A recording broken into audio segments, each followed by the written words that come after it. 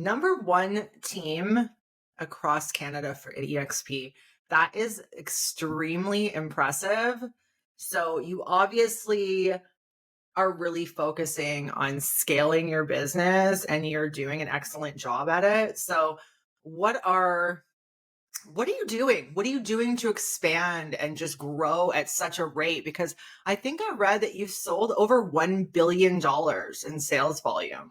As of last night, we're probably well over 1.2 billion since we started, and that was 5 years ago. The real estate biz is drastically changing, and modern real estate success can't be learned in some old course manual. This is everything they never told you about real estate. Welcome. I am your host, Carrie, and I am joined with a very special guest, Ibrahim Hussein. He is a fellow EXP realtor team leader. And when I say team leader, he leads the largest team at EXP Canada. And I believe you made number one for teams across Canada. Is that right? So I'm really excited to have you. I was creeping your profile because we've never met in person. So Ibrahim actually trades in the Waterloo, Kitchener, and Oakville areas with his team. And I'm in Hamilton, but we've never come across each other. We are going to be speaking at EXP Con next week. So we'll get into a little bit about that. But yeah, so first let's start with how big is your team? How many agents do you have on your team? As of today, we do have 47 realtors and 17 staff. Fantastic. And you were just saying you have an office in Waterloo and then another one in Oakville, which is great. That's fantastic. Yeah. Do you have an expansion team as well within EXP, or are you more focused on your team? When we say the word the team, we mean like the legitimate team, the actual real team. Yeah. Because it's not an organization, it's not an EXP team, it's just like real team. Yes. But then we have another 200. We have another a little bit over 200 of the bigger EXP family. Yeah. Which is our big team. The immediate team, which is Affinity Real Estate, that operate as a real team, is 47 realtors and 17 staff. Yeah. So number one team across Canada for EXP. That is extremely impressive. So you obviously are really focusing on scaling your business and you're doing an excellent job at it. So what are you doing? What are you doing to expand and just grow at such a rate? Because I think I read that you've sold over $1 billion in sales volume. As of last night, we're probably well over 1.2 billion since we started, and that was 5 years ago. Yeah. We're very grateful. Thankful to God first and foremost, and thanks to all our business partners who continue putting the trust in us as a company to run their real estate business at our company. We're built a little bit different. The word the team thrown out very, very, very loosely everywhere. There is a lot of real estate teams, and we understand that, we respect it. But then there are communities and platforms that rockstar realtors can choose to align themselves with and run their real estate business at a company. So it's our leadership style, which we used to say the word the culture prior to that. Like a couple of years ago, we used to say like our culture. Mm-hmm. Now we use the word leadership style, because when you ask anybody or any team, hey, what differentiates you from your competitors? Mm-hmm. The first thing that we always hear is our culture. Oh, we have an amazing culture. Our brokerage has an amazing culture, or our team has an amazing culture. And then I ask, sell me your culture. And then big pause happen, Yeah. You can't sell culture. It's something has to be felt. It's something has to be shared. So, and that word is probably the most common loose word thrown out everywhere. So it's the leadership style, not the culture. Is the bottom up leadership, not top down leadership. Treating everybody equally and everybody treating everybody as a business partners. And that is the principles that we used to build the business on. You know how when we were younger, Carrie, you know, we have to go to primary school before we get to high school. Yeah. And then we have to get to university before we do PhDs. Yeah. Like there is a certain level of steps that we have to go through. It is no different if you're building a business. What I mean by that is the principles, we call it principles. Some people even take it one step further and treat principles as laws. Like this is a law that you cannot, this is the principle that you built your business on. Those principles, I get asked it all the time. And I hope whoever is listening to us talking right now, whether it's the current team, either current mega team, like big team, like 15, 30, 20, 30, 40, 50 agents, or a smaller size team, or somebody that's aspiring to start their own teams, we have to look at the business side of the real estate business. Yeah. The business side of the real estate business. What I mean by that is in the journey of creating our company, in the journey of any agents creating a real estate team, they have to look at that as a startup company, not just a real estate team. Because typically, Kerry, what we were told when we get busy as realtors, we're typically told by our mentors, by our broker owners, by like team leaders in the brokerage, oh, it's time for you to start your team. That's typically what everybody's like. It's time to start the team. Yeah. And we like, okay, cool. I'm gonna start the team. And what ended up happening is we have a lot of really good and very smart top producing agents found themselves become from a solopreneur to an entrepreneur without the proper preparation in between to get them to become an entrepreneur, thinking that they are, but they're not. They're just a solopreneur. All they focus on, what is the next sale? I'm going to hire a whole bunch of guys or girls, come into the team. Because I'm busy, I have excess amount of leads. I'm going to give them the business, and I'm going to make money off of them. That it sounds like a great business plan, right? Like you get busy, hire a bunch of agents, give them leads, and congratulations, you have a team now. You know, so that's cool. That's not a problem at all. But we have to ask ourselves, if you're about to start the team, or if you're having a team and you want to scale the team, what are the main reasons teams typically don't scale? And this is where it gets a little bit interesting when you look at it that way, because you're not going to find me talking about like what CRM we use, or like what kind of lead generation we have. We have all of this. This is not the important part of the equation.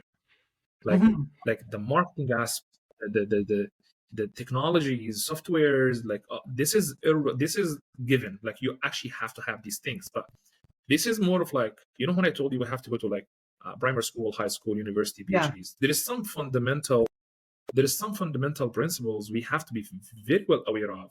What would it take for us to build a company? And then after we're building a company, now let's talk about like what software and CRMs and all of that stuff. But if you don't have the fundamental, if you don't have the foundation of building the house, there is no point of putting framing and picking the hardwood floors and what kind of kitchen set.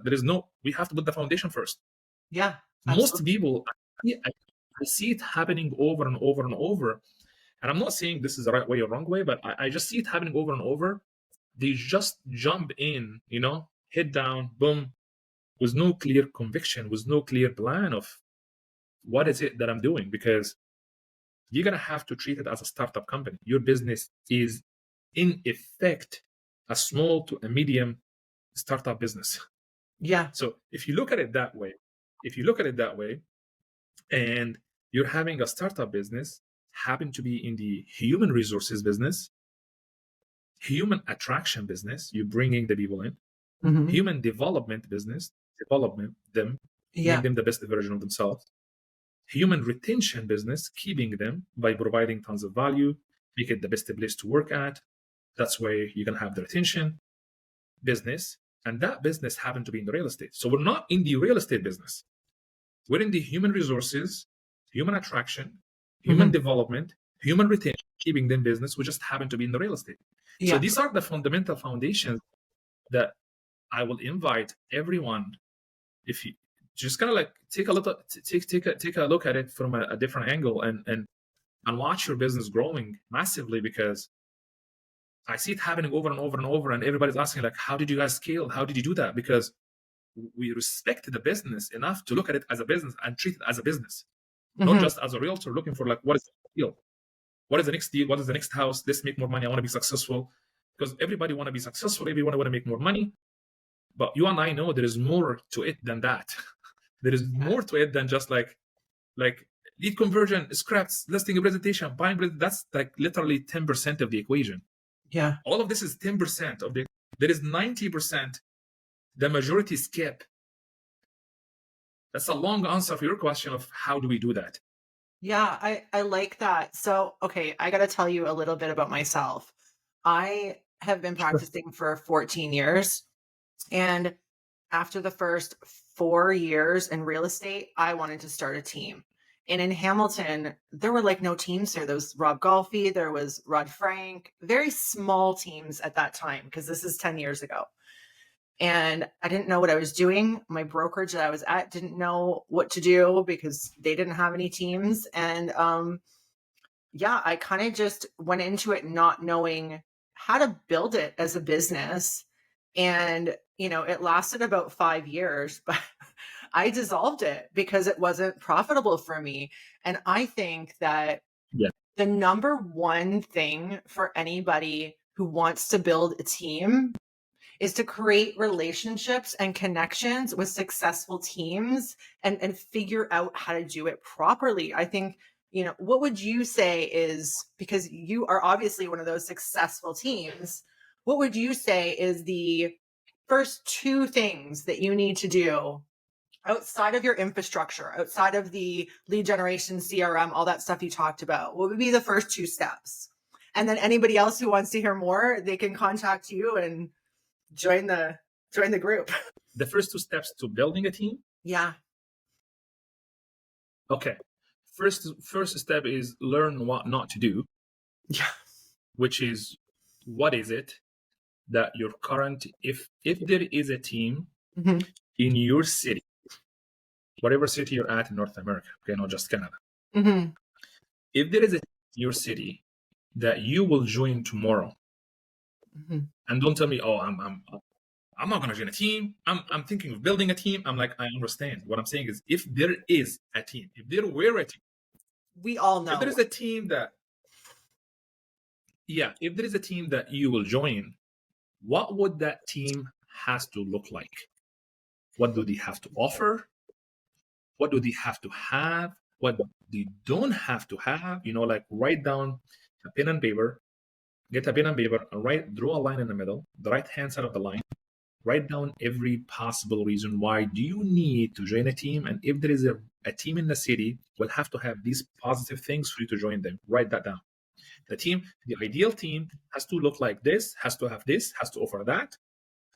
On the flip side of the line, write down every single reason you will never join a team if it has any of these things. And write down, I will never join a team if it has this, that, all of that stuff. Write that down. And there is no bullshit, because when you look at yourself in the mirror and do that exercise, it will open your mind, assuming you have no ego. And if that team actually exists, you will end up joining them. What would that team have to look like that you will be like, holy crap, I am not starting my team, because hey, why the hell would I even start a team if that already exists? Yeah. I will join them. If you can find that team, start building it based on the criteria that you've done in that particular exercise, and make sure you have and provide what you wished to have, but you couldn't. That's why you started your own team, because you couldn't find the team that you're going to join. Make sense? Yeah, that's a great first step. And the very next step is you have to understand that you cannot afford but to live in the future to welcome the agents when they arrive to the future. What future am I referring to here? The future version of themselves. Mm-hmm. Now, I'm talking to Tyler. Tyler is a brand new agent. She just got her license like 10 o'clock this morning. Assuming, okay? Hypothetically. I cannot afford but to show respect to Tyler and speak to Tyler, the 2028 version of herself. Tyler that knows more than she knows today. Because at some point in time, the agents will know a lot more than they know now. And there is that aha moment in every agent's life that takes place. The aha moment can take 6 months, can take 6 years. I don't know, but it happens. It happens in every agent's life. It happened to you. It happened to me. We pause and we reflect in our journey with our ABC team, company, whatever. Mm-hmm. That reflection moment happened when we figure out, like, I know more than what now that I know what I know, now I'm experienced. I got some experience under my belt. I know the ins and outs of how to run a business. And then I reflect on my ABC team, company, brokerage, and two things are going to come. They're both starting with holy cow, The first holy cow is going to be like, holy crap, Kerry, now that I know what I know, I have been taking advantage of all of that. That wasn't really a win-win deal. But now that I know what I know, that wasn't good. I didn't know before because I was new. Yeah. Make sense? Yeah, absolutely. So the flip side of the coin, Tyler is going to be like, holy crap, now that I know what I know, I appreciate everything that Kerry has given me. That company, ABCT company, has given me before I know that I should have it. They actually lived in the future to welcome me because now I'm arriving in my future. I sold 50 homes last year. And then now instead of the company saying, holy crap, how can we retain Tyler now? She's a rock star agent, sold 50 homes in her own. All of them is like SY. There is no team leads, like very sufficient person, very independent. How can we keep her? That's the wrong question. How do we keep her? That's the moment enterprises realize they have problems, it's too late already. Yeah. The moment you realize you have a problem, it's too late. What did you do to make sure that problem? What did you do to prevent it from happening? Then fixing it after it happens. So, Tyler, you got 50 homes last year. Congratulations. Here is what it's going to look like. Your next 5 years look like this because the company is always bigger. The company is always growing. So we have a real path for you, Tyler. Here is what the next 5 years look like for you. But you cannot do that if you're not living in the future.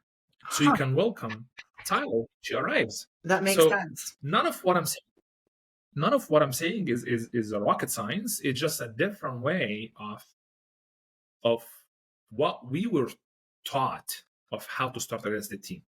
Because the single principle that screws up everything is thinking that because we are naturally, those of us who are top producing agents got busy. A top producing agent, rockstar realtors, doesn't necessarily mean a good business person. Yes. It's two different things. So now, if I really care about my friend, my brother, my sister, who is a rockstar realtor who want to start building a team, the first thing I owe it to them is help them get from the solopreneur mindset to the entrepreneur mindset. Okay, what the hell do I mean by that? We all understand the definition of entrepreneur. Like, they wear so many different hats, right? That's the entrepreneur lifestyle. So, here is the thing. Welcome to the real world. To start your team, you're going to have to understand you have to become 3 different people only. Just, it's not 10 hats, it's just 3 different hats.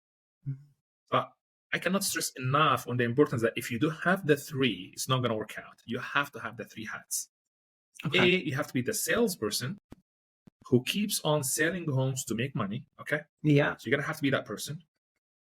2, you have to be the team leader that hires, manages, runs, trains the team. 3rd hat, and the most important hat, is you have to be the investor that invests money in the newfound startup company that you just found. Yes. Because if you're thinking, I'm just gonna start a team and I'm gonna treat, you know what? I see a very high degree, unintentionally, a high degree of disrespect, if we may say, from us as realtors towards our industry. That unintentional disrespect is thinking, I'm going to build a business and I'm not going to treat it as a business, because if I'm opening a little tiny pizza store or a burrito store or a shawarma shop, you know what? Any business on the planet, it requires a capital, it requires a down payment, it requires initial investment. But for somehow, when we build a real estate team, one of the highest paid companies you can ever build, you're not even respected enough to treat it like a business. Yes, I love this.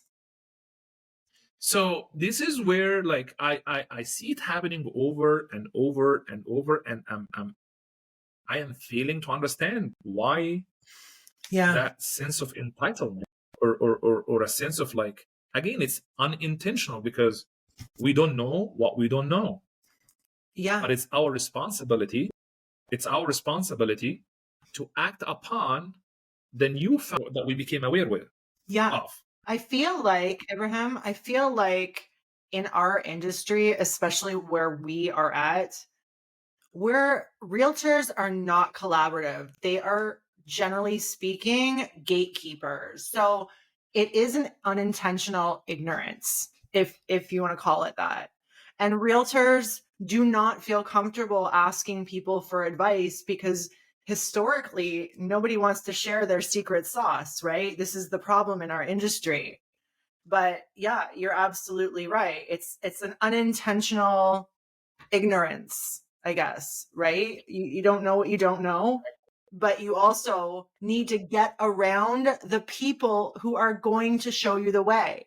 This is the key to everything in this big business. It all comes back to that, no matter what you're trying to do within the real estate industry, correct? 150%. Mm-hmm. Yeah. 150%. A lot of great people, a lot of great humans, good heart. I want to help the other people. I want to help a newer agent make like 100 grand in the first year. I want to start my team to make an impact. It is coming from a good place. Trust me. I've meet them almost every day. They're coming from a good place. I'm like, okay, there is some fundamentals and foundations and principles you're gonna have to be aware of. But then the first thing, like, what CRM should I use? I'm like, God help me. Like, we're in the wrong direction. Right. Oh my goodness. Okay. So I don't know about you, but the agents that I attract, within my organization are always coming from teams, and not like a proper team, like the Wolcotts or somewhere like that. I'm talking about an agent who, during COVID made a couple $100,000 in commission and now wants to build a team, but has no systems, like literally nothing in place, and isn't even providing leads or education around how to generate business for the agent themselves. So I get all of these agents that are like, oh my God, the teams are the worst things in the world. No, teams are amazing, but it has to be the right team. And just because you made, you did, and let's be honest, how many deals in our market does it take you to get to $200,000? Not a lot. That does not mean that you should be starting a team. That's not your sign.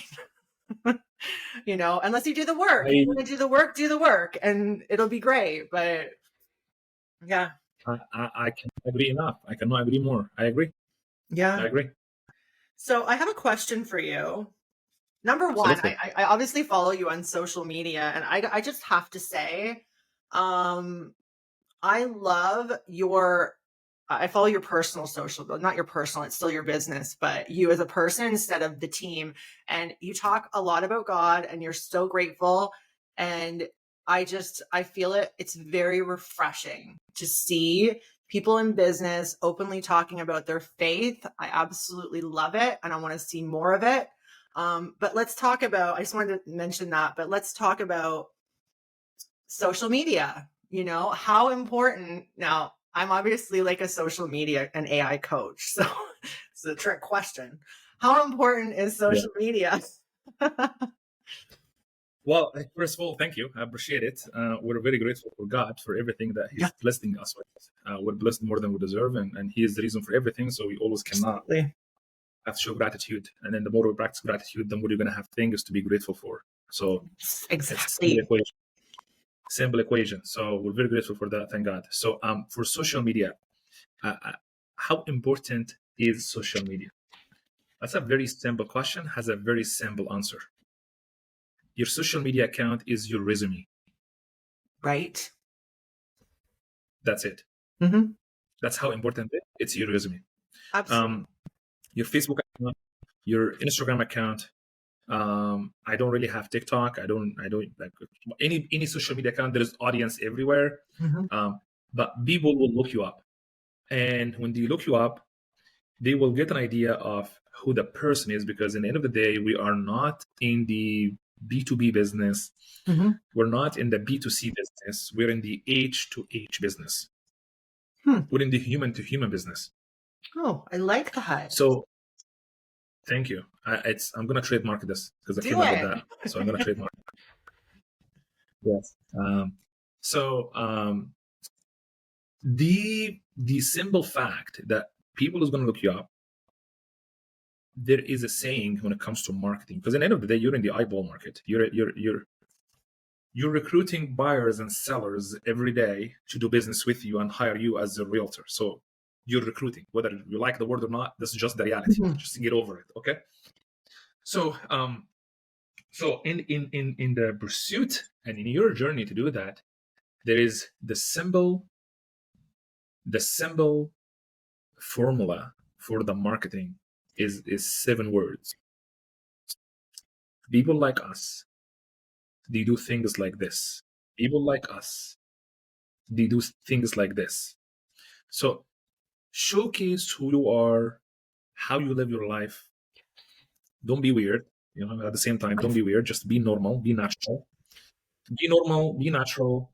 Showcase what you're doing, your family, your kids, your friends, your life. What do you eat? Where do you travel? What do you wear? Like who you are as a person, because the receiver, which is the person that's going to get in business with you, which whether buyer, seller, client, business partner, anybody that will get in business relationship with you, they will form an opinion of who you are based on what they see from you, because that is your resume.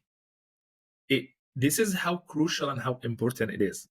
Like I get a lot of, and in the end of the day, you're gonna always be judged. We're all being judged by somebody's life who's falling apart.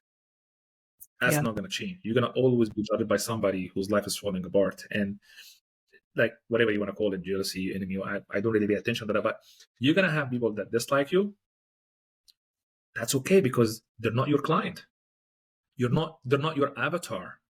The other, or the second marketing principles is the idea of message to market match. Message to market match. What are you saying that was who? Yeah. And then understanding that people like us do things like that, which is that refers to whatever you're doing. Like, just keep on doing it. Keep on doing it, and try not to please everybody, because if you're for everybody, you're for nobody. Yeah. So I get a lot. Speaking of this, I get a lot of appreciation and messages of people that, like, I'm very grateful for God first and foremost, that I get messages like that, like, hey, we're it's refreshing to see you like open about your faith and talk about God, and I'm like very, very grateful for that. Thank you. I mean, speaking of this, next time somebody praises you for the work that you're doing, whatever field that might be, just remember the source of the blessings. If God hadn't beautified what you're doing in the eyes of the people, your work would not have been recognized. Yes. Let me repeat that. Next time somebody praises you, tell you good job for the work that you've been doing, remember that the source of the blessing is God, because if God hadn't beautified what you're doing in the eyes of the people, your work would have gone unnoticed. Mm-hmm. That being said, on the flip side, I get a couple messages here and there, like, this is just not talk about this, not bring the religion in the conversation or politics. I'm like, you really think I don't know that? I'm not talking about religion. That's not a religion. Mm. It's faith. There's Yeah. significant difference between the two. Yeah. Like, I don't talk politics. I don't talk religion. It's a faith. Yeah. Like, this is faith. Like, it's just simple thing. It's who you are. Yeah. And that's why, okay, I brought it up because you were talking about being your authentic self and showing people who you are. If I can be 100% honest, it wasn't until I saw that you put that aspect of your life out there that I got way more interested in this podcast and I was more drawn to you. Right? Because I align with that. I align with that. So the simple, it's Ibrahim, it's simple. When you're digitally online marketing yourself, the only way to get a client, we all know, in any area of life, in any online, offline, in person, is through trust. That's the only way you're going to gain a client, is through trust. How are you going to gain trust online when not meeting people in person? Just exactly how I just, aligned with you. I saw who you were as a person. You put that out there online, and that made me align with you better, right? That's what creates trust, authenticity. Thank you. Yeah. Yeah. I want to talk about one more thing. Yes. So one of the things that I coach is AI.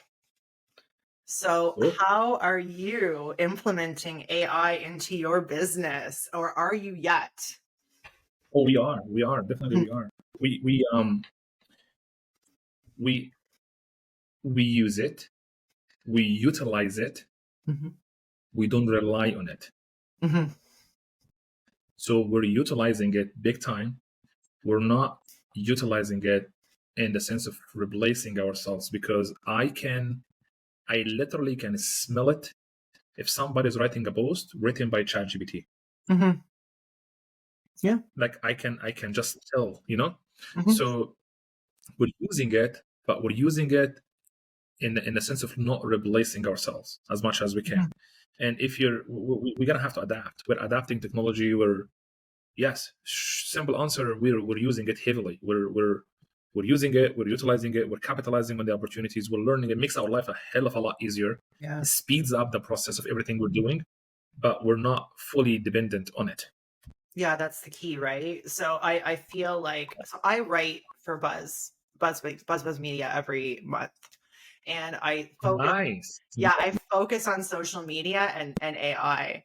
And one of the things I said, like, my first rule when it comes to AI is, just because they make a tool does not mean you should use it as a realtor, because our job is very relationship based. Like, I'm creating right now an avatar of myself that can generate video. Am I going to use that in my marketing? No, I think it's cool. And I'm kind of techie and I'm geeky like that, so I'm doing it. But this is the perfect example of something you should not be implementing into your business. Another one are these automatic bots that auto reply to comments.